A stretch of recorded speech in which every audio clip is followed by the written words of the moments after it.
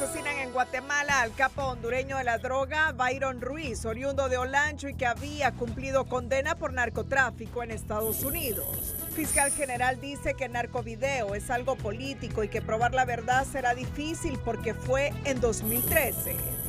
Trasladan a una cárcel de máxima seguridad en Preston, Virginia, al expresidente Juan Orlando Hernández, considerada uno de los penales más violentos e inseguros.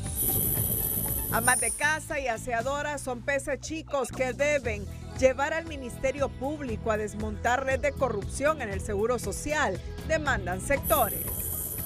Fiscal general se reúne con presidenta del Tribunal de Cuentas, acusa al organismo de ser un elefante blanco y cuestiona a la Corte Suprema de Justicia por enviar expediente al tribunal sin tener competencia. Maquiladores ofrecen unos 4,000 empleos para el primer semestre del año. Trabajadores esperan que la cifra aumente si atrae más inversión. Banca privada dice que el gobierno no tiene otra opción que colocar bonos soberanos en el extranjero a un precio más alto. Trump anuncia que platicó con Putin y Zelensky para iniciar negociaciones que pongan fin a la guerra en Ucrania e Israel advierte nueva guerra si Hamás no entrega rehenes. Este es su noticiero TN5 Estelar con Renato Álvarez y Cristina Rodríguez. Muy buenas noches, Honduras. Bienvenidos a la emisión de este miércoles 12 de febrero. La noticia del día es presentada por Claro. Es momento de conectarte al mejor internet de Honduras con Full Claro. Contratalo ya.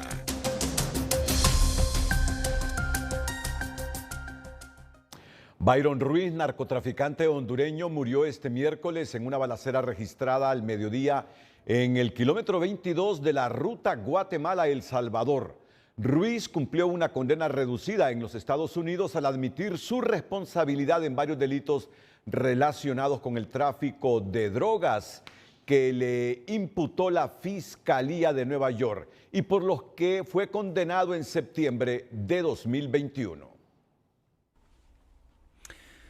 Medios de prensa de Guatemala informaron este miércoles que sujetos a bordo de vehículos y motocicletas portando armas de fuego tipo fusil y chaleco blindados atacaron a tiros al narcotraficante hondureño Byron Ruiz cuando éste se conducía por carretera desde Ciudad de Guatemala a El Salvador. Byron Ruiz, quien fue socio del capo hondureño Wilter Blanco, fue condenado a 5 años de prisión por narcotráfico en la Corte del Distrito Este de Nueva York. Hoy fue trasladado herido por sus compinches a un centro hospitalario en Guatemala donde confirmaron su muerte. La Policía Nacional Civil de Guatemala investiga 2 hipótesis sobre la muerte violenta de Ruiz, quien fue expulsado de Estados Unidos tras cumplir su condena y retornó a Guatemala. El informe precisa que 2 hombres más murieron en el ataque armado, uno en el lugar donde se perpetró el atentado contra Ruiz y su presunta banda y otro en un hospital privado. Un video recoge el momento cuando hombres a bordo de vehículos pick-up de color blanco se llevan el cuerpo de Ruiz, con 2 heridas de arma de fuego, una en el cráneo y otra en la cara, hacia el Hospital La Paz, donde falleció. La Policía Nacional Civil de Guatemala informó que el ataque armado ocurrió a las 12:15 del mediodía al frente de un establecimiento comercial en el kilómetro 22.5 de la carretera a El Salvador. Allí se capturó a José Alfredo Valencia Pérez, venezolano, señalado de presunto responsable del hecho, a quien le incautaron un chaleco blindado y una pistola Glock calibre 40 que portaba de manera ilegal. Ruiz fue capturado en 2018 en Guatemala, desde donde fue extraditado a Estados Unidos.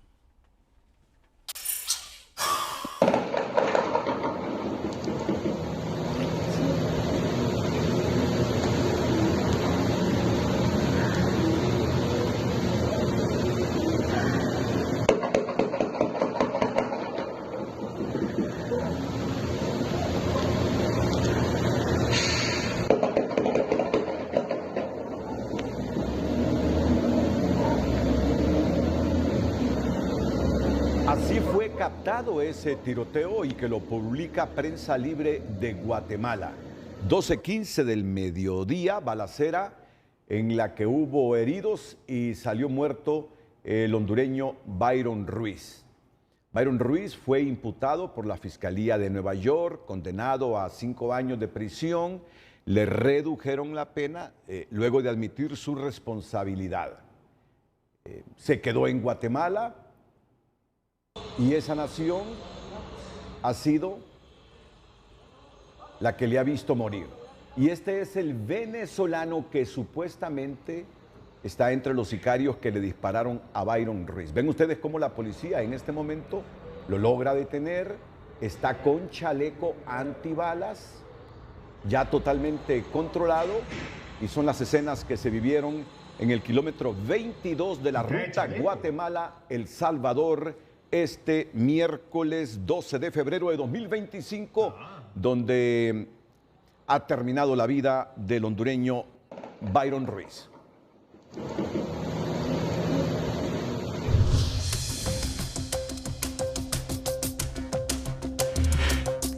En resolución de audiencia de presentación y evacuación de pruebas, un juez de extradición de primera instancia concede la extradición del ciudadano hondureño Eric Johan López Miralda, solicitado por la Corte del Distrito de Portland, Oregón, Estados Unidos.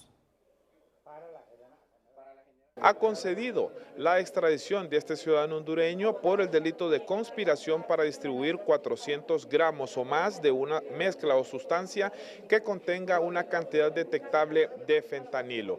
En este caso, se ha informado a las partes procesales que pudieran interponer el recurso de apelación ante el Pleno de Magistrados de la Corte Suprema de Justicia, que hace las veces o los trabajos de Corte de Apelaciones. El auto acordado del año 2013 nos hace referencia y el mismo convenio a un recurso de apelación que lo interpondremos en el término que manda la ley.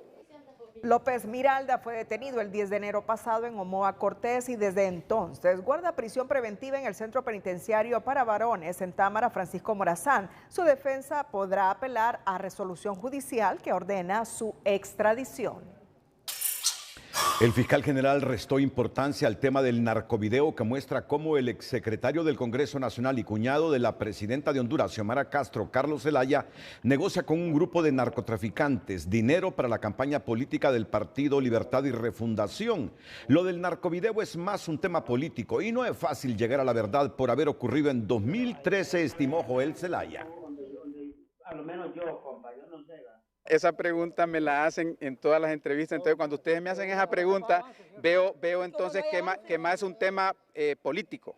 Se vuelve un tema demasiado político porque mire, ¿saben cuándo fue ese video? En el 2013. No es fácil, o sea, no es fácil llegar a descubrir la verdad, pero la verdad la va a saber el pueblo hondureño.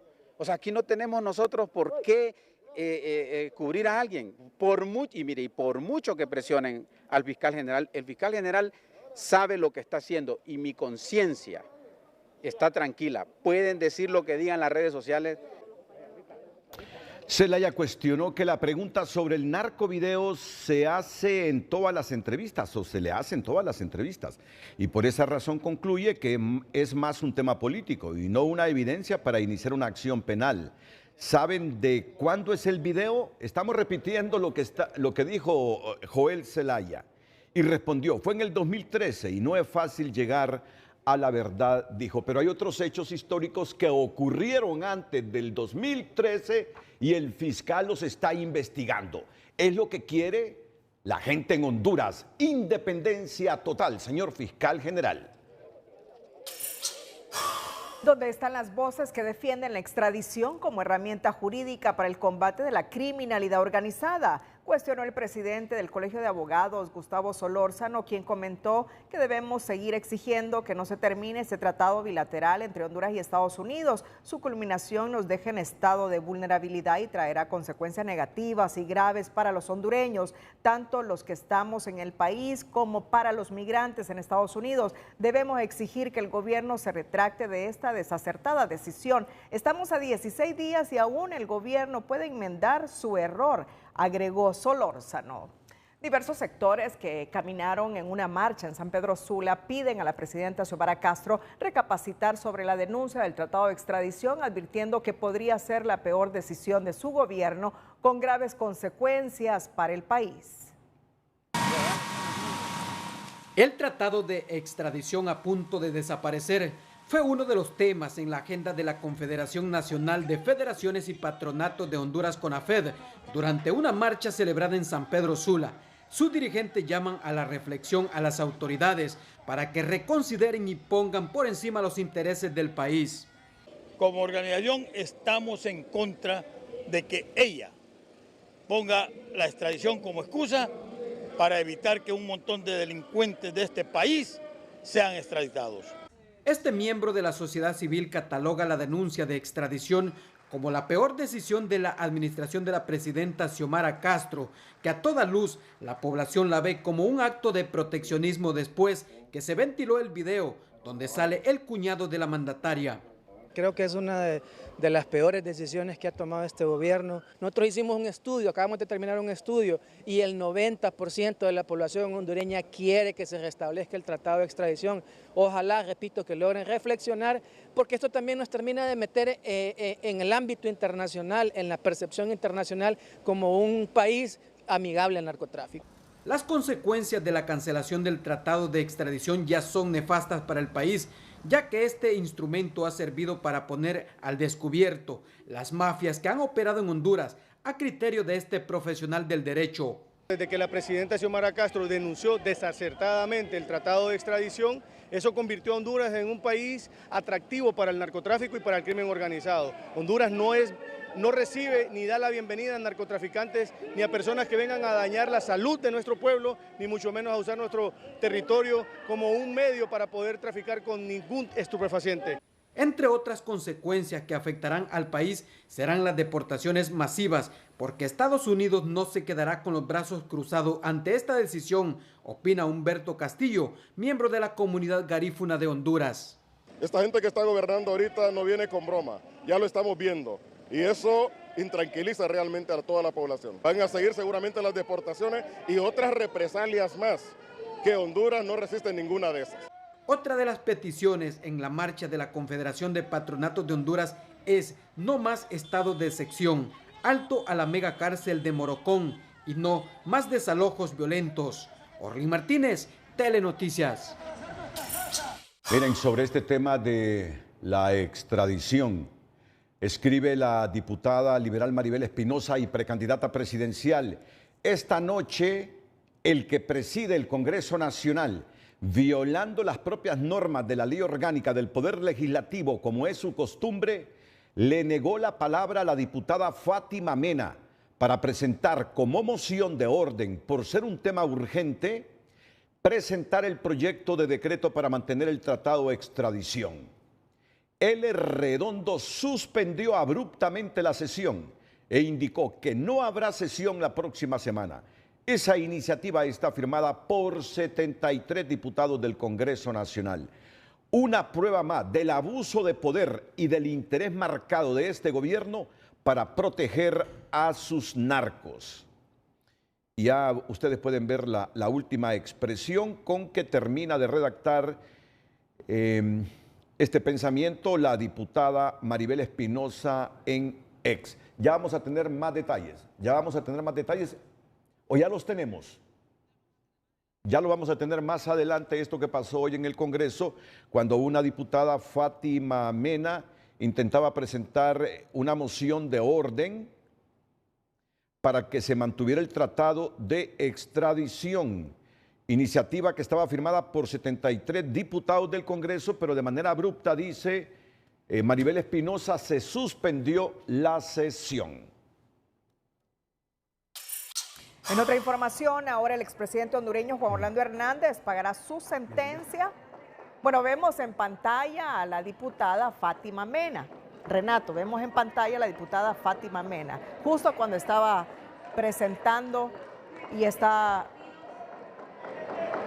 En virtud del expuesto se presenta el presente decreto con el fin de garantizar el acceso al agua. Abogado Tomás. Declarar amnistía a nivel nacional Nuevamente, la ley orgánica del Congreso Nacional establece en el artículo 67 cuando cabe una moción de orden y cuando hay que tratar un tema de urgencia. ¿Qué más urgencia que una de las principales demandas del pueblo hondureño es que se mantenga la extradición en el país? Es por eso que solicité la palabra en orden y se me fue negada, al punto que tuvieron que suspender la sesión. Va a vencer el 28 de febrero. Si antes no nos pronunciamos y no hacemos nada, la extradición va a terminar. Es por eso que he presentado esta moción acompañado por más de 73 firmas de diputados y diputadas de las diferentes bancadas. Por lo tanto, era obligación del presidente del Congreso, de la Junta Directiva y de Libertad y Refundación darle trámite a esta moción. Bueno, pues ahí ven ustedes lo que ha pasado en el Congreso Nacional de la República. Una palabra, la diputada, 73 diputados respaldan esta moción que presentaría la diputada Fátima Mena, pero lo que hizo el presidente del Congreso fue suspender de manera abrupta la sesión. Lo venimos diciendo desde hace muchos años, ese reglamento interno del Congreso es antidemocrático. El poder del Estado, que debería ser más democrático y practicar la democracia en Honduras, no solo en esta legislatura, sino en anteriores y en otros gobiernos, eso es lo más antidemocrático que tiene el Estado de Derecho de Honduras. Hay demasiada discrecionalidad para el presidente del Congreso Nacional. Y cuando un presidente del Congreso carece de valores democráticos, suceden estas cosas. Ya hemos tenido otros presidentes con el perfil de Luis Redondo. Son muy sectarios, demasiado partidistas. Arrastran al país a la precariedad por defender muchos intereses personales, otros intereses económicos, otros intereses políticos de carácter partidario, que es lo que está pasando con el presidente del Congreso. Su voz, por la discrecionalidad que le otorga ese reglamento interno, vale y pesa más que los 73 diputados que junto a Fátima Mena intentaban presentar esta moción. Esto es lo que debilita el Estado de Derecho y otras cosas más. Y después vienen los ayes lamentándonos porque aparecemos en los últimos lugares de los índices de percepción de corrupción, porque aparecemos en los últimos lugares como el Congreso más corrupto, porque aparecemos en los últimos lugares como un país que carece de Estado de Derecho. Es la suma de estas cosas que nuestros políticos deben hacerse autocríticas, rectificar por el presente y el futuro de Honduras. Pido la palabra en un cartel, dice este diputado, para que se presente la moción respaldada por 73 diputados, pero lo que hizo el presidente, valiéndose de que está arropado de un reglamento con características dictatoriales y con mucha discrecionalidad, simplemente es suspender la sesión. Continuemos con nuestra agenda. En otra información, ahora el expresidente hondureño Juan Orlando Hernández pagará su sentencia a 45 años de prisión en una cárcel de máxima seguridad ubicada en Virginia Occidental, semanas después de haber sido trasladado a la prisión de Lewisburg, en Pensilvania, considerada de mediana seguridad. De acuerdo a la Agencia Federal de Prisiones, Juan Orlando Hernández permanecerá recluido en la penitenciaría de Hazleton, en el condado de Princeton. Esta será la tercera cárcel que resguarda a Hernández, quien había permanecido en el Centro de Detención Metropolitano de Brooklyn desde su extradición en 2022 hasta enero del 2024. Se prevé que su defensa legal presente un recurso de apelación en marzo próximo para buscar revertir el veredicto del juez Kevin Castell.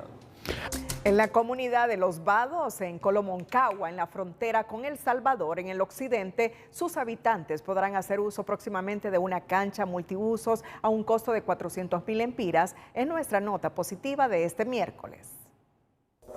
La noticia positiva es presentada por Farmafácil. Recetas para cumplir tus metas. Por la compra de 1,000 lempiras en nuestras sucursales, obtienes un boleto digital y participas para ganar.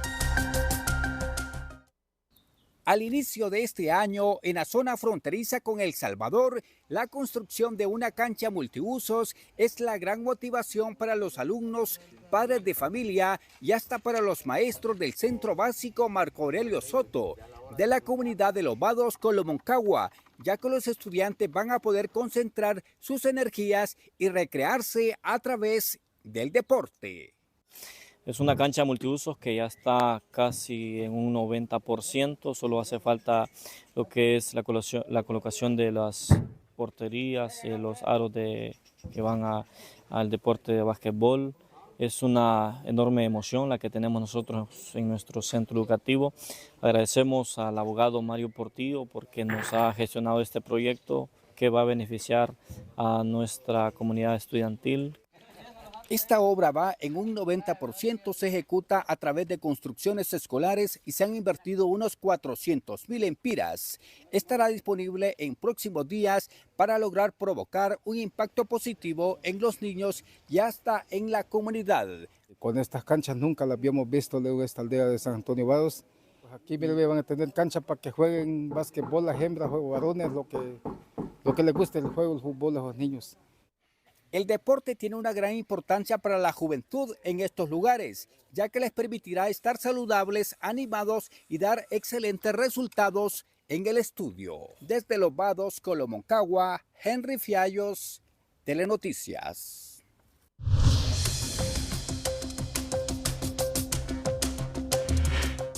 La presidenta Xiomara Castro supervisa avances de proyecto de electrificación en Guanaja.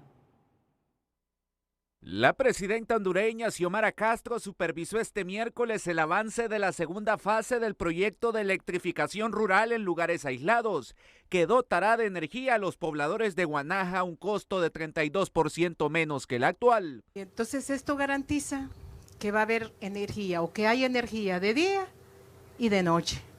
Y eso es lo importante. Y no te preocupes de las críticas. Dicen que cuando hay críticas es porque estamos avanzando. Más bien debemos de alegrarnos. Y mucho más cuando las críticas no tienen sustento. De acuerdo al gobierno, los 7,000 pobladores de esta isla ahora ya no sufrirán las interrupciones que algunas veces llegaban hasta las 12 horas.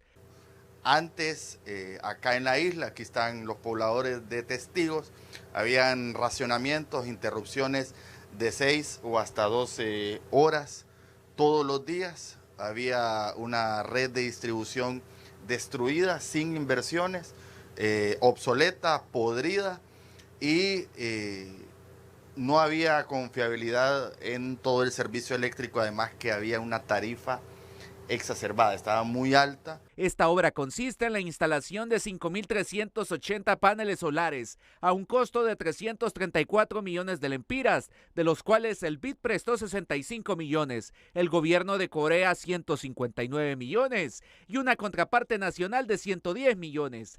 Y el propósito de mi gobierno es precisamente eso, garantizar que la recuperación de estos bienes que son del Estado, del pueblo, que son del pueblo y que le pertenecen al pueblo, sean eficientes, con calidad y que generen bienestar.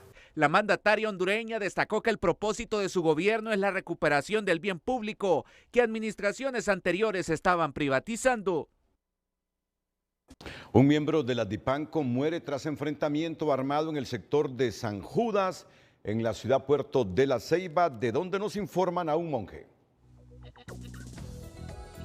Gracias. En estudio de TN5 Estelar, un hecho violento específicamente se ha registrado en la zona de la colonia San Judas. Un enfrentamiento armado entre miembros de una estructura criminal y elementos de la Policía Nacional ha dejado como consecuencia un miembro de la dirección policial antimaras y pandillas contra el crimen organizado que ha perdido la vida. Alexander Funes, de 33 años de edad, originario del sector de Ocotepeque. Comisionado Obando, lamentable este hecho que se ha dado acá en la zona atlántica. Definitivamente la Policía Nacional está consternada, hemos perdido un miembro de nuestra familia policial, como ya lo mencionó, en un enfrentamiento entre Policía Nacional y un grupo armado pues que sabemos que opera en este sector. ¿Hay fuertes saturaciones para poder identificar a los criminales? Definitivamente, inmediatamente que conocimos del hecho, se le dio asistencia al compañero, fue trasladado a un centro asistencial donde lamentablemente perdió la vida. La Policía Nacional inmediatamente hizo el desplazamiento pertinente con todas las direcciones y unidades orgánicas que contamos acá, esto pues para poder dar con el paradero de los responsables y poder detenerlos y someterlos a lo que es la autoridad competente. Bueno, muchísimas gracias, comisionado Obando, que nos brinde detalles sobre estas acciones que aún continúan acá en el sector de la colonia San Judas, en la ciudad Puerto de la Ceiba, para poder identificar a los presuntos miembros de esta estructura criminal que atentaron con la vida de este agente de la Dirección Policial Antimaras y Pandillas contra el Crimen Organizado, DIPANCO. Con este contacto regresamos nuevamente a estudios en Tegucigalpa. La muerte de la joven estudiante de odontología María Fernanda Alemán sigue generando controversia por las versiones que salen a luz pública. Los penalistas aseguran que ésta se ha contaminado y que será el dictamen forense quien dirá cómo murió la joven y hasta qué punto la persona capturada como presunto homicida es culpable o hay otros factores que deben ser analizados, entre ellos el rol del acompañante de la joven.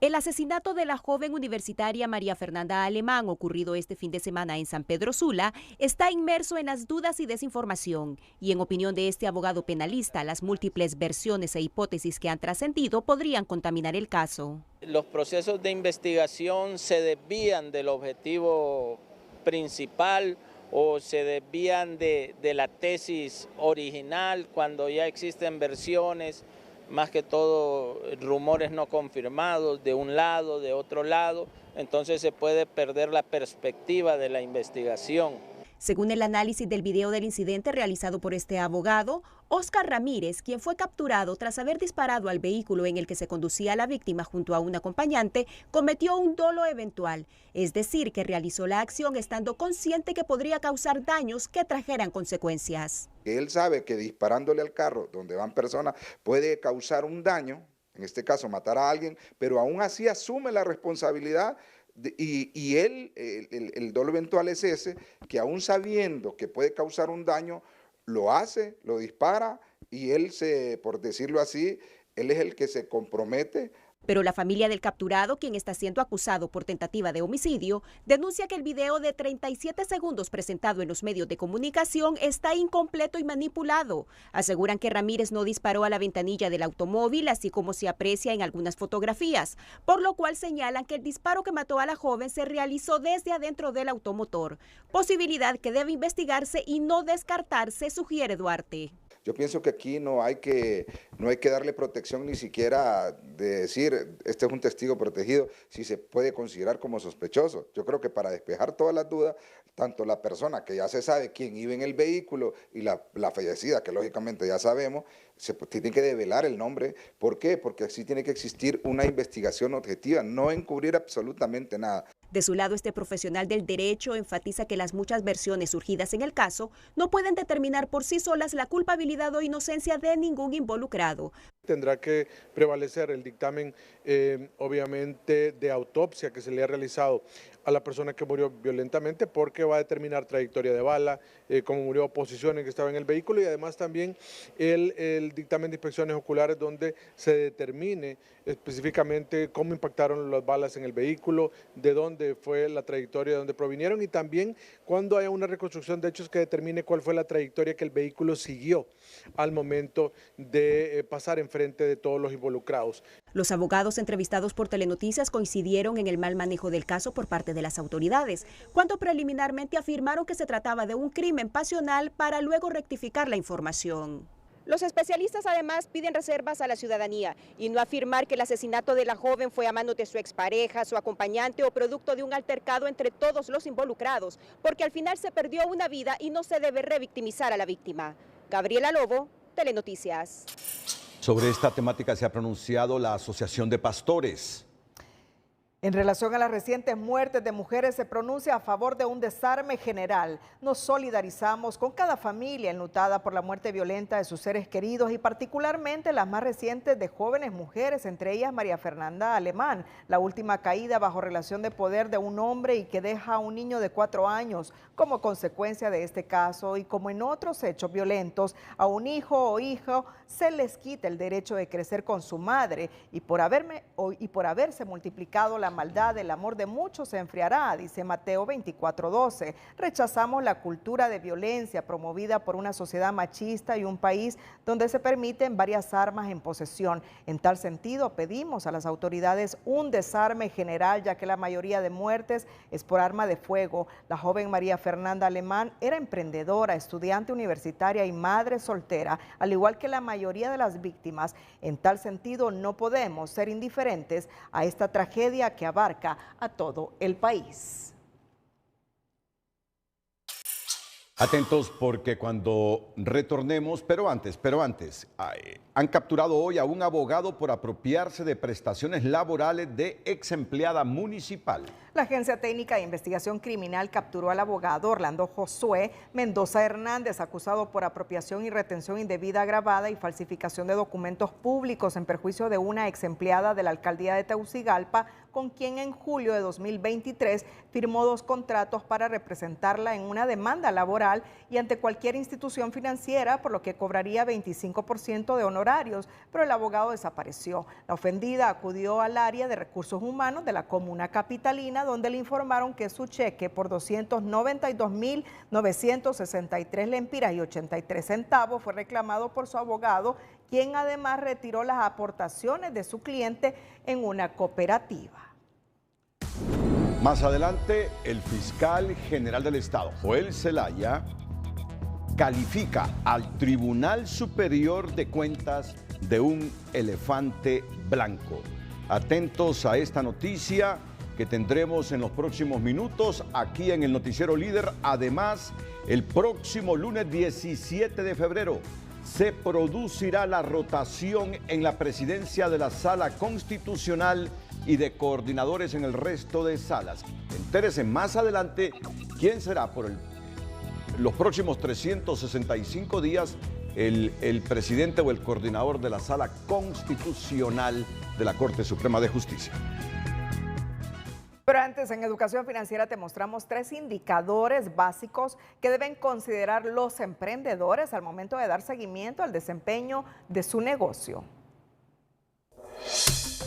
Educación Financiera es presentada por Banpaís. Compra todo lo que quieras y divídelo en cuotas a 0% interés.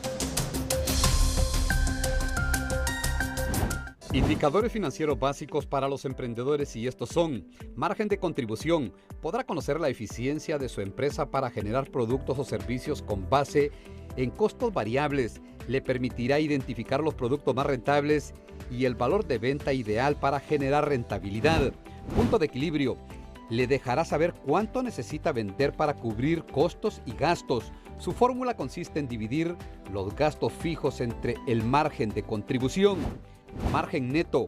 Le permitirá conocer la liquidez de cada unidad de producto que vender. A mayor margen neto, mayor utilidad. Se determina dividiendo los ingresos netos entre las ventas y multiplicando el resultado por 100. Bueno, estamos ya cerca de las elecciones primarias, 28 días aproximadamente, ¿verdad? 28 días. Sí. Mira lo que escribe el consejero electoral. No al fraude en las elecciones primarias 2025 para garantizar que habrá internet en el 100% de los 8.286 centros de transmisión y escaneo de los que se transmitirán los resultados del TREP y las 24.858 juntas receptoras de votos correspondientes a los 3 partidos políticos que participarán en primarias en el Pleno del CNE. Hemos votado unánimemente por adjudicar el proceso para proveer de conectividad satelital a los 1.728 centros de votación que restaban, combatiendo las históricas prácticas fraudulentas como la de los votos rurales del 2017. Luchamos por garantizar el respeto de la voluntad del pueblo. Por unanimidad. Por unanimidad. Eso quiere decir que los 3 consejeros electorales estuvieron de acuerdo con la empresa que va a llenar ese vacío. En 1.728 esos lugares, ¿cuántos centros son? de votación. 1.728 centros de votación, que va a ser conectividad satelital. Porque ayer había algunas diferencias entre la consejera Cosette López y Marlon Ochoa. Pero bueno, el hecho que Marlon esté informando hoy que por unanimidad se votó ya a favor de la empresa que va a llenar ese vacío de conectividad que teníamos en esa cantidad de centros de votación. Quiere decir que hicieron las paces. Bueno, de hecho, votaron por unanimidad, es que se pusieron de acuerdo. Sí. Aunque no hemos revisado las redes de Cosette López. No, ella todavía no se ha pronunciado. De hecho, estábamos revisando lo que decía ayer. ¿Pero qué decía ayer Cosette? Vamos a ver, miremoslo.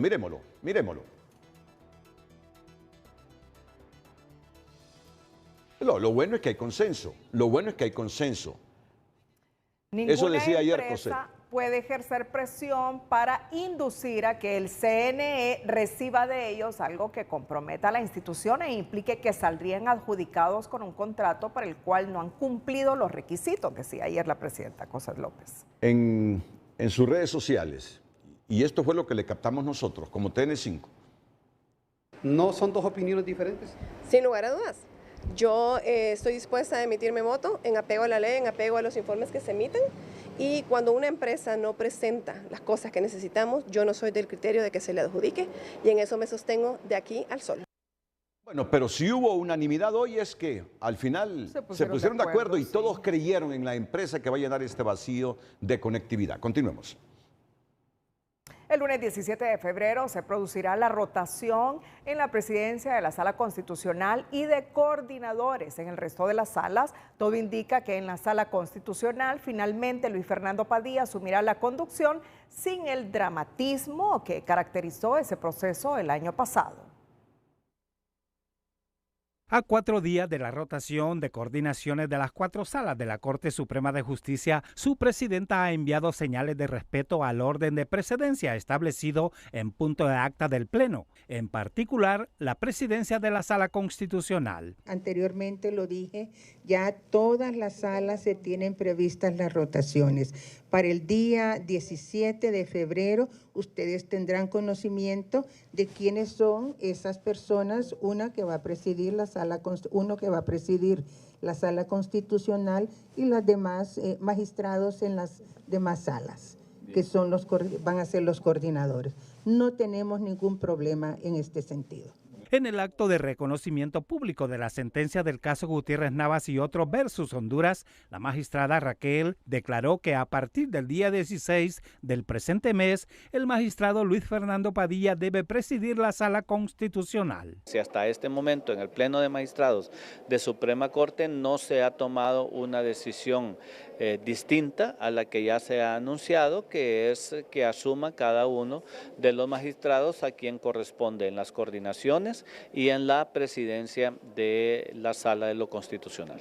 Usuarios del sistema de justicia reconocen el respeto a la legalidad y la valentía con la que la presidenta del Poder Judicial admite que es el Pleno quien estableció el orden de precedencia, aunque este fuera alterado en 2024. Un año atrás se estaba viviendo quizás un aluvión de situaciones que no iban apegadas a lo que era los nombramientos que habían salido, ¿verdad? Y la orden de prelación que había salido desde el Congreso Nacional. Ahora sí se tiene que respetar. Creo que debe darse cumplimiento a ese acuerdo que previamente se llegó por parte del Pleno de la Corte Suprema de Justicia actual. Entonces creemos que se debe de dar en ese orden que se estableció. La rotación en las 4 salas del Poder Judicial deben ejecutarse desde el próximo domingo 16 y bastará emitir un oficio que reconoce el orden de precedencia establecido. El fiscal general junto al de la UFERCO se apersonaron este día al Tribunal Superior de Cuentas para reunirse con su presidenta y abordar casos de interés que no detallaron. Solo dijo que esa institución es un elefante blanco y que no entiende por qué la Corte de Justicia está enviando expedientes de casos a un organismo como el Tribunal de Cuentas que no tiene jurisdicción. Tras reunirse con la magistrada presidenta del Tribunal Superior de Cuentas, Ixel Anaí Palacios, el fiscal general dijo que ese organismo contralor ha sido un elefante blanco que utiliza recursos para cuadrar cuentas a corruptos, pero que en adelante lucharán juntos porque el pueblo hondureño pide respuestas. El Tribunal Superior de Cuentas ha sido un elefante blanco que le ha drenado dinero al país para perseguir políticamente, para cuadrarle las cuentas a corruptos. Ese ha sido el Tribunal Superior de Cuentas. Pero ahora estamos emprendiendo una lucha conjunta para poder llevarle esa tranquilidad al pueblo que el pueblo hondureño ha pedido. Zelaya lamentó que la Corte Suprema de Justicia envíe al Tribunal Superior de Cuentas expedientes sin resolver y que esto es motivo para reunirse con la magistrada presidenta del Tribunal Superior de Cuentas por no estar presentes los otros dos integrantes. Esto para avanzar los procesos y no encubrir a nadie. Estamos también coordinando algunos temas que la Corte Suprema de Justicia existe la posibilidad que mande los expedientes al Tribunal Superior de Cuentas. Hemos unido criterios sobre ese tema. La Corte ya hay antecedentes que el Tribunal Superior de Cuentas ha devuelto expedientes a la Corte Suprema de Justicia por no estar apegada a la ley alguna resolución. Respecto a la muerte violenta del ambientalista Juan López en Tocoa, Colón, el fiscal Zelaya reveló que enviaron importante evidencia a los Estados Unidos y que están pendientes de los resultados para dar respuestas a los parientes y al pueblo de Tocoa. Nosotros mandamos algunos aparatos electrónicos a Estados Unidos y otros a Costa Rica. Y de ahí nosotros tenemos la fe que se desprenderá más información para poderle dar tranquilidad al pueblo hondureño y llegar a los intelectuales de este caso de Juan López. Una línea de investigación que ellos conducen y que está ligado a posiciones emanadas desde la Corte Suprema de Justicia. Ese fue el propósito de la reunión, ha sido una reunión de trabajo, de coordinación entre las autoridades de ambas instituciones. Zelaya cree que el Ministerio Público y su persona serán objeto de persecución durante este año político, pero dijo que no retrocederá en sus funciones por ataques políticos. Otro de los propósitos de la visita del fiscal general y del fiscal de la UFERCO al Tribunal Superior de Cuentas es el caso penal contra Nasriad Fura, presidenciable por el Partido Nacional. Actuaciones que fueron anuladas desde la admisión del requerimiento fiscal y el expediente se remitió a la Secretaría General de la Corte Suprema de Justicia. Se cuestiona el informe final y definitivo en el que no se encontró responsabilidad administrativa, penal ni civil. Para que ese informe tenga validez tiene que tener una serie de firmas y tiene que seguir un proceso y ese informe nunca lo siguió. Entonces, desde ese momento, ese informe está descartado. Además, los hechos que se conocen en ese informe no tienen relación, pero no es lo que el ministerio le está imputando. El ministerio le está imputando la apropiación de manera fraudulenta de fondos de la municipalidad, mientras o a través de un procedimiento de otorgamiento de dinero que se llama fondo rotatorio o fondo especial que se les da a todos los regidores y a todos los alcaldes para que lo utilicen en aspectos o actividades de la municipalidad, no para asuntos particulares. Y en este caso se utilizó para asuntos particulares. El fiscal general reveló que la Corte Suprema de Justicia está remitiendo ese expediente al Tribunal Superior de Cuentas, de acuerdo con lo conversado con la magistrada presidenta Ixel Anaí Palacios. El caso del planillazo en el Seguro Social, en donde han sido imputadas personas de escasos recursos que viven en los bordos de San Pedro Sula, empieza a generar dudas en diversos sectores que piden una investigación a fondo por considerar que ellas son apenas un eslabón de una red más grande y articulada que estaría operando en esa institución, nuestro Seguro Social. Las capturas por el caso del planillazo en el Seguro Social solo buscan desviar la atención de los verdaderos responsables del saqueo, critica esta exfiscal, para quien esta red criminal se aprovechó de la necesidad de 20 humildes amas de casa y jornaleros, que ahora pagan con cárcel su ingenuidad. Que no esté utilizando para hacer chop a personas de los bordos de de San Pedro Sula. Es vergonzoso definitivamente. A mi manera de ver, fueron personas que fueron utilizadas por quienes orquestaron el gran planillazo.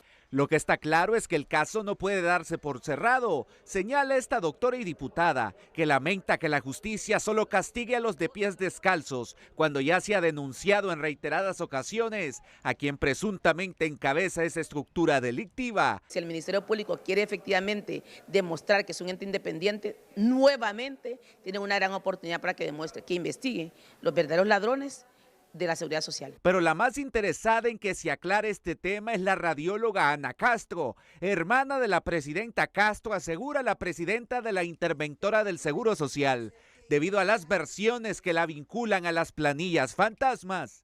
Ella es la más interesada en que esto se aclare, porque su nombre lo han arrastrado por muchos sitios y yo les puedo asegurar que por lo que yo sé de la investigación va por otra dirección, pero lo sabremos. Ya averiguó la hermana de quién está metido en ese asunto de planillas fantasmas, cobrando dinero por gente que no trabaja en el Seguro Social, pero que recibe un sueldo. Ya investigó la hermana de quién está metida en eso. Vamos, fiscal. Resulta muy difícil de creer para los consultados que un grupo de personas de origen humilde que habitan en los bordos de San Pedro Sula fueran capaces de montar por sí solos una trama corrupta bien organizada. José Miguel Álvarez, Telenoticias. Es penoso que Honduras tenga una calificación de 22% en el índice de percepción de corrupción de Transparencia Internacional y debería llamar a la reflexión de todos los sectores de la sociedad porque el problema no es solo del gobierno, aseguró el representante del sector financiero y exsecretario de Economía, Ramón Medina Luna. En términos generales, realmente ese indicador de 22% es penoso, es penoso. Como hondureño yo la lamento terriblemente, pues, ¿verdad? Y ojalá que todos mis compatriotas reflexionemos acerca de ese comportamiento, pues, porque la corrupción no es únicamente en el gobierno. Mire, como el tango, para bailarlo se requieren dos. Según el empresario, más allá de la aplicación de la ley en el control de la corrupción, también hay un tema de ética y civismo que se debe recuperar, comenzando desde la enseñanza en el sistema educativo del país.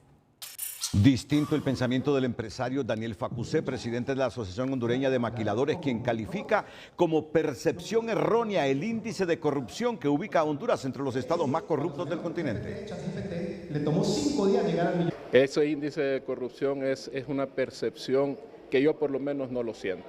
Yo sinceramente es mucha gente hablando de temas de corrupción, pero si usted ve realmente Honduras en desde cierto punto de vista, usted no lo está viendo. Entonces hay mucha gente que quiere hablar mal del país.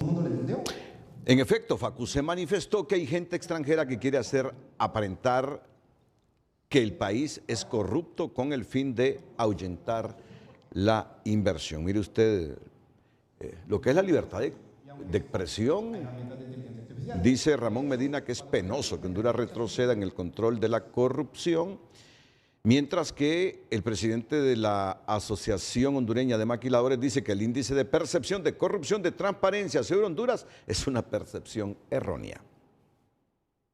Las reformas al Código Penal, denominado por el oficialismo cuando era oposición como Código de la Impunidad, no serán factibles en lo que resta del año, advierten diputados y activistas anticorrupción, pues son tantas las bondades de esa ley que aplican a cualquiera de los miembros del LIBRE y funcionarios del gobierno que puedan a futuro salir untados en actos de corrupción, se aseveró. Las esperadas reformas al Código Penal y que el partido en el poder bautizó en tiempos de oposición como el Código de la Impunidad, bordado y confeccionado por el Partido Nacional, al parecer no llegarán en estos 4 años de gobierno. LIBRE se va a beneficiar del código aprobado por el Partido Nacional, el Código Penal, que LIBRE denominó de impunidad, pero la impunidad abarca al Partido Nacional y al LIBRE también.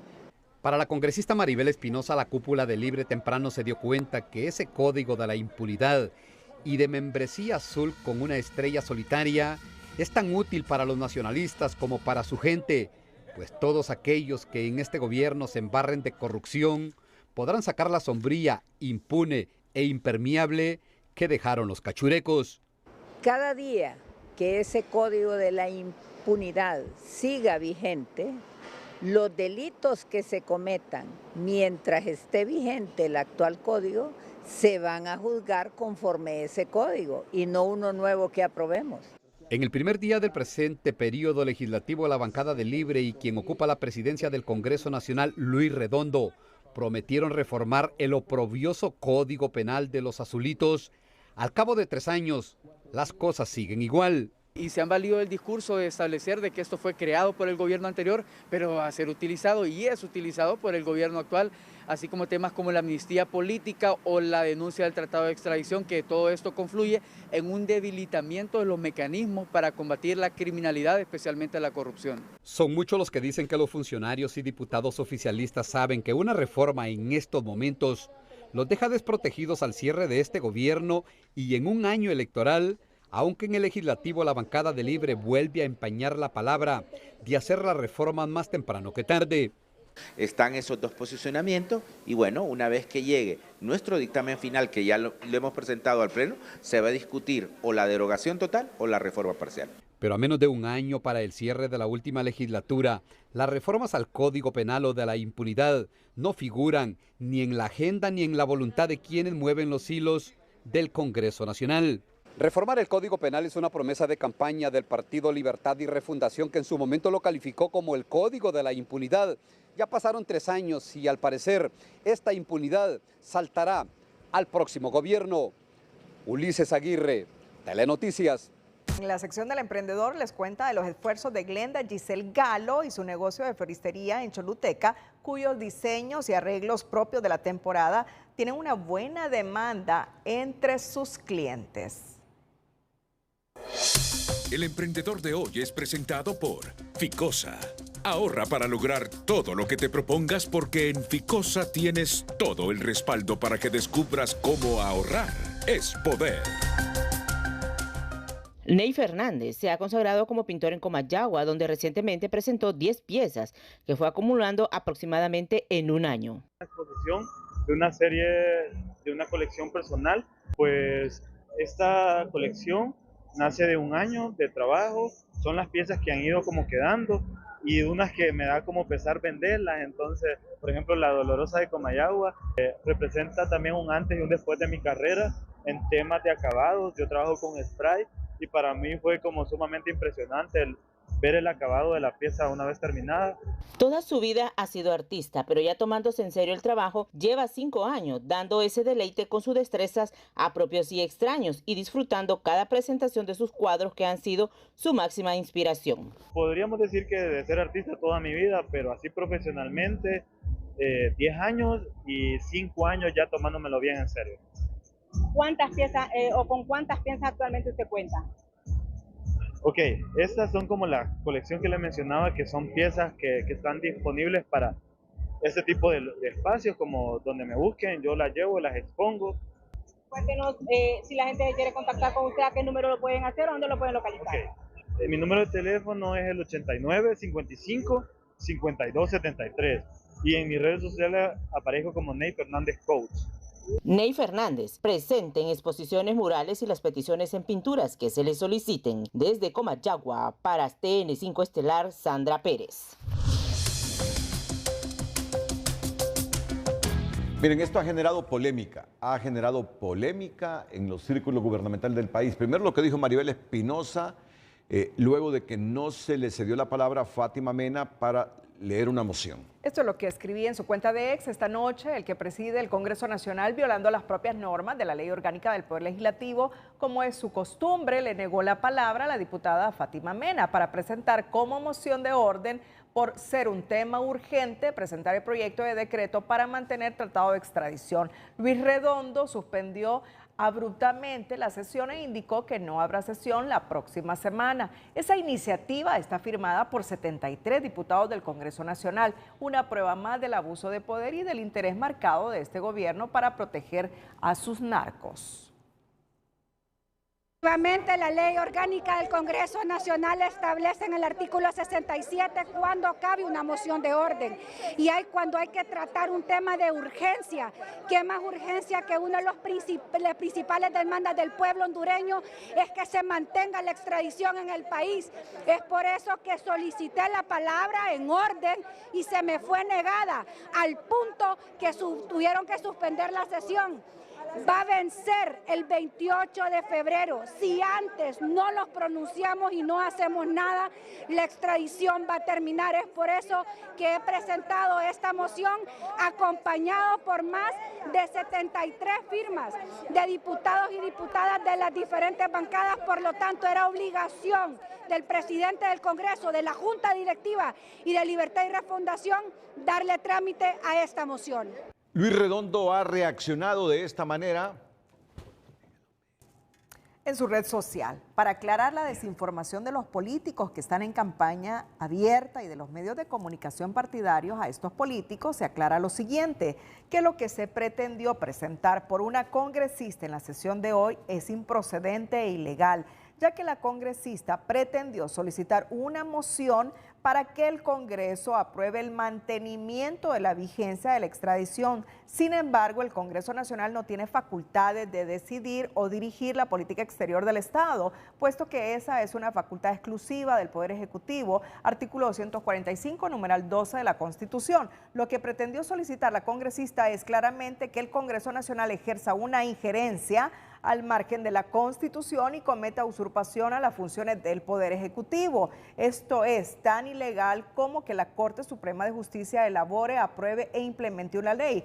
Todos los abogados saben que cada poder del Estado tiene límites en sus atribuciones y la congresista está solicitando que se violenten esos límites. Y como siempre lo he sostenido, en mi condición de presidente del Congreso Nacional, no permitiré ninguna moción que violente la Constitución, que usurpe funciones de otro poder del Estado o pretendan dar golpe de Estado. Condeno el pretender usar el Congreso Nacional engañando al pueblo hondureño.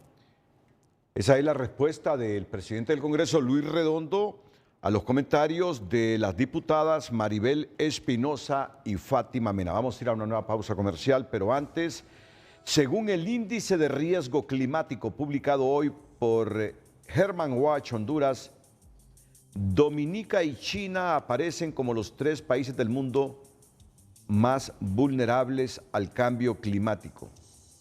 Fíjense bien, según el índice de riesgo climático publicado hoy, Honduras, Dominica y China aparecen como los 3 países del mundo más vulnerables al cambio climático. Cuando César Quintanilla nos pasó esta información hoy, le digo, César, ¿y por qué siempre aparecemos en todos los índices así como los de más riesgo?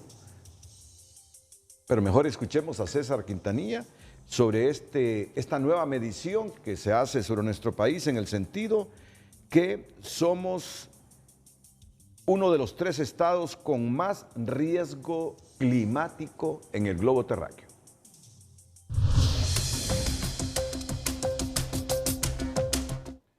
Hola, ¿qué tal? Qué gusto saludarles.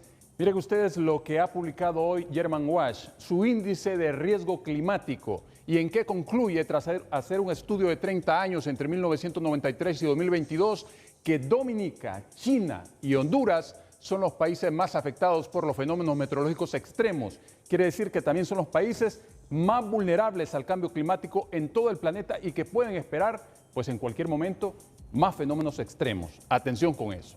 Mientras tanto, nosotros para esta jornada de jueves estaremos siempre bajo la influencia de algunas corrientes de bajo nivel sobre Centroamérica que produce justamente la rotación de sistemas anticiclónicos que mueven masas de aire cálido, pero a la vez arrastran humedad, y esa humedad se está quedando principalmente en el departamento de, gracias a Dios, los volúmenes en precipitación, que no son tan elevados, pero se van acumulando todos los días. Los vientos del este arrastran justamente esa humedad y ahí vemos cómo van subiendo en 24 horas los acumulados que, repito, todos los días están produciendo en este sector. Otro punto importante para este jueves es que el oleaje muy peligroso en el litoral Caribe y principalmente hacia Islas de la Bahía, pues pueden alcanzar 3.8 metros en algunas horas de este jueves. Así que por favor extremar precauciones. A la salida del Golfo de Fonseca es totalmente pacífico todo. Mientras las temperaturas, pues resultaremos con temperaturas bajas de 15 grados aquí en la zona central. Conforme avancen las horas, irán esas temperaturas alcanzando valores altos y ya llegaremos a 28. En la parte norte entre 29 y 32, entre 24 y 33 en el occidente, 36 y 38 en la zona sur y máximas de 30 en la parte oriental, con un índice ultravioleta muy peligroso, elevado a 12 en buena parte del centro, occidente y algunos puntos de la zona sur. Cuídense mucho, siempre les queremos como televidente y no como noticia. Que la pasen bien. Economía Hoy es presentada por Banco de Occidente. Comienza ahora alcanzando tu sueño de adquirir tu primera casa o vehículo y avanzando como siempre lo has querido. La Secretaría de Desarrollo Económico informó que este día emitió certificados de origen para exportar 79.374 libras de camarón, que será enviado este viernes 14 de febrero con destino a Tianjin, China. Esta compra equivale a 2 contenedores, sumando 4 contenedores en casi 2 años de que el gobierno iniciara relaciones diplomáticas y comerciales con China tras romper con Taiwán, según representantes del sector acuícola, quienes consideran que la apertura del mercado chino sigue sin compensar las pérdidas, pues Taiwán recibía casi 30 millones de libras, igual y camarón al año.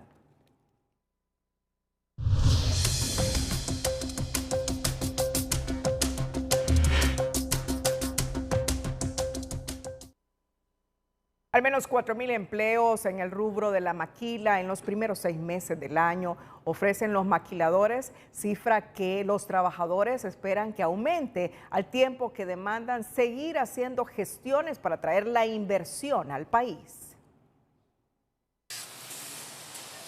Tras la pérdida de más de 8.000 empleos en la maquila en el 2024, los empresarios del rubro indican que en los próximos 6 meses se estarían generando al menos 4.000 empleos si se concreta el interés de varias maquilas de instalarse en el país. Hay interés de nuevas maquilas que están queriendo venirse a instalar. Hay problemas en México, hay problemas en el otro lado del océano, en Asia. Y Honduras es una muy buena oportunidad para poderlo hacer. Y obviamente hemos estado creando esas condiciones, se están dando las condiciones de mercado, se están dando las condiciones geopolíticas para poderlo hacer, se están creando las condiciones internas en nuestro país para poderlo hacer, y entonces queremos ser muy realistas. Pero al mismo tiempo hay 2 maquilas que desde el año anterior habían anunciado su cierre y así lo harán, ratifica, situación que no deja de preocupar a los empleados del rubro que cuestionan una recuperación mínima de puestos de trabajo en comparación con los más de 30.000 desempleos que se arrastran desde el 2022. La verdad que es que tenemos que preocuparnos, los 3 sectores tenemos que preocuparnos. De hecho, comentábamos que tenemos que salir a promover el país. Aquí en Honduras tenemos la mejor mano de obra de Centroamérica, entonces tenemos que sacarle provecho. Es una iniciativa que como trabajadores, ¿verdad? Como representantes de trabajadores, le hacemos el llamado más bien a los empresarios, al mismo gobierno, y que nos sentemos, porque esta situación es preocupante, que realmente busquemos una estrategia que lejos de que se cierren empresas, cómo se pueden mantener esos puestos de trabajo e ir a traer más inversión. En Choloma, uno de los municipios donde se han sentido los efectos del cierre de algunas empresas, directivos de la Cámara de Comercio alzan su voz para trabajar articuladamente. Recordemos que hay un tema de no tener reglas claras en el tema de inversión y esto no es un clima agradable para nuevos inversionistas. También tomemos en consideración que grandes inversiones toman 2 a 3 años para instalarse en el país y es por eso que nosotros estamos haciendo un llamado a hacer medidas a corto, mediano y largo plazo. Es necesario. El llamado a la acción es una prioridad, consideran, y esperan que las reuniones de la comisión tripartita deben de retomarse con más frecuencia. La Asociación Hondureña de Instituciones Bancarias presentó este miércoles un informe sobre resultados del sistema bancario en 2024, en el que destacó que el sistema financiero está sólido y cuenta con recursos suficientes para cubrir la demanda de créditos, pero también indican que este 2025 persiste la incertidumbre por el proceso electoral y los cambios anunciados por el presidente de Estados Unidos, Donald Trump. Bien, los resultados son positivos.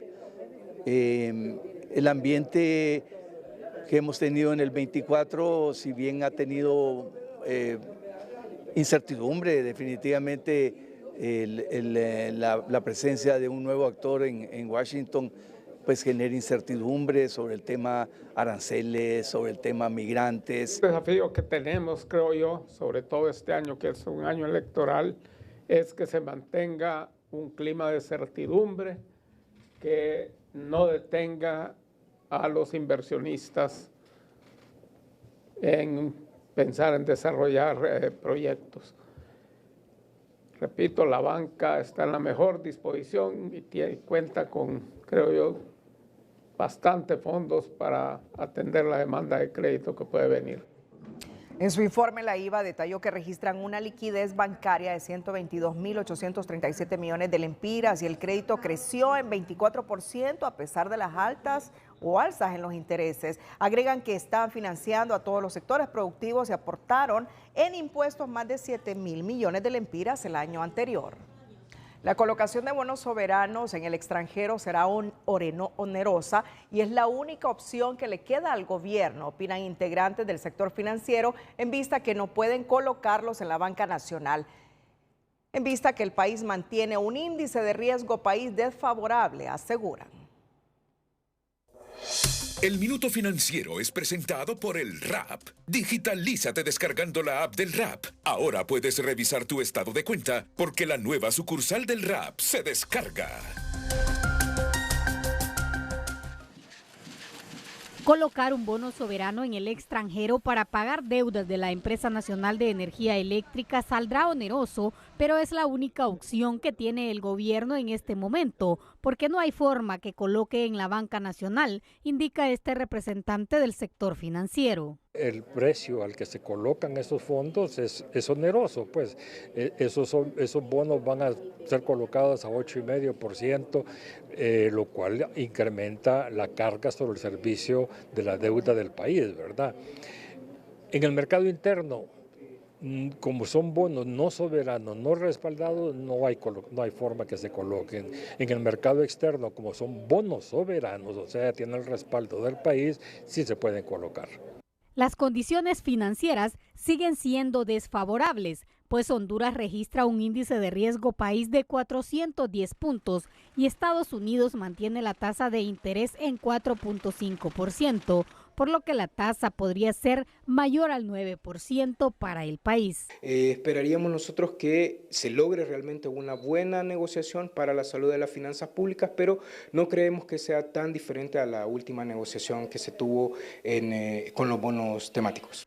El cuestionamiento es que las autoridades de la ANE siguen tomando el mismo camino fácil al recurrir a la deuda en lugar de reducir las pérdidas de energía que superan el 35%. Pero ante la asfixiante deuda con los generadores que supera los 16.000 millones de lempiras, el bono será un respiro, asegura este experto. Y creemos que eso le va a permitir al ENE pues respirar un poco mientras consigue reducir las pérdidas. Le repito, eso va a tomar varios años. Aún con todo el esfuerzo que se haga, la reducción de pérdidas es un proceso lento. Por su lado, el gerente de la estatal eléctrica, Eric Tejada, asegura que colocar el bono es una medida de ahorro financiero al intercambiar una deuda cara por una de menor tasa, y dice que a diferencia de gobiernos anteriores, trae una fuerte inversión de $200 millones. TuNota.com celebra su 5º aniversario con una gira universitaria en San Pedro Sula y los estudiantes de CEUTEC conocen el impacto de las noticias veraces de TuNota.com. Jason Maldonado, buenas noches. ¿Qué hicimos en ese caso nosotros? Muchas gracias. Y en este momento ubicados en CEUTEC, aquí en San Pedro Sula, porque TuNota.com está celebrando su 5º aniversario y qué más que con una gira universitaria. En este momento me acompaña Jennifer Girón, quien es la productora de performance digital de TuNota.com, para que nos dé más detalles de esta gira espectacular en varias universidades, pero ahorita en CEUTEC. Así es, estamos muy felices, damos muchas gracias a CEUTEC por abrirnos las puertas y venir a dar a conocer a TuNota.com. Y es que realmente estamos muy orgullosos de que hace 5 años nació este sitio web y ha crecido gracias a todos los fieles lectores. Sabemos que aquí en San Pedro Sula tenemos un reto gigante para dar a conocer este medio y por eso estamos aquí, para decirles, estamos presentes con ustedes y realmente estamos muy felices por toda la convocatoria de la universidad. Damos también gracias a los patrocinadores, en este caso Dunkin' Donuts, quien nos ha dado pues también provisión para poder acompañar y que esta charla se sienta más amena entre todos. Muchísimas gracias. Y también me acompaña Mirta Coto, quien es la directora de CEUTEC. ¿Cómo reciben ustedes, igual con esta gran cantidad de estudiantes, conocer cómo trabaja tunota.com y esa veracidad de las noticias? Realmente como CEUTEC estamos muy complacidos de tener a tunota.com en sus 5 años. Los felicitamos por eso y sabemos que vienen a enseñarle mucho a nuestros alumnos de esas noticias veraces, del contenido real que tienen, y como CEUTEC estamos comprometidos en la calidad académica. Muchas gracias. Bueno, Jennifer, ya para ir cerrando, se tiene una espectacular actividad a beneficio de esos fieles lectores que tiene tunota.com.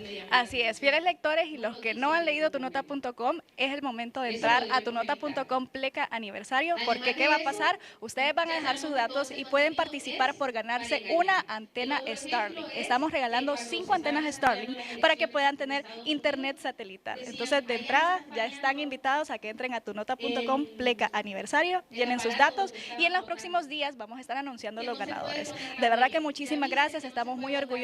Agradecemos a todo el equipo que está detrás de tunota.com y léanlo porque de verdad es importante que se formen su propio criterio y créanme que cuando lo lean van a decir voy a seguir leyendo tunota.com. Noticias veraces en tunota.com, así como lo es también en TN5 Estelar. Yo retorno con ustedes a Estudios Principales. Bueno, ¿por qué este zipizape hoy en el Central Ejecutivo, Cristina? La Juventud Calixta, como representantes de la juventud dentro del movimiento Juntos por el Cambio, hemos trabajado incansablemente para que las elecciones de la juventud sean una realidad. Durante años, los jóvenes liberales hemos luchado por conquistar espacios democráticos dentro del Partido Liberal, promoviendo la participación activa de las nuevas generaciones. Hoy vemos con preocupación cómo Vica Martel, Octavio Espinosa, Francisco Ávila y Germán Lobo buscan obstaculizar este proceso, negándole a la juventud liberal su derecho legítimo a elegir y ser electa. No permitiremos que nos arrebaten lo que con tanto sacrificio hemos construido. Así que es la Juventud Calixta. La Juventud Calixta. Que dice que las elecciones de juventud no son un capricho ni un favor político, son un derecho conquistado con esfuerzo y compromiso. No aceptaremos imposiciones ni retrasos injustificados que atenten contra el ejercicio democrático de nuestro país. Cerramos la emisión estelar. Buenas noches.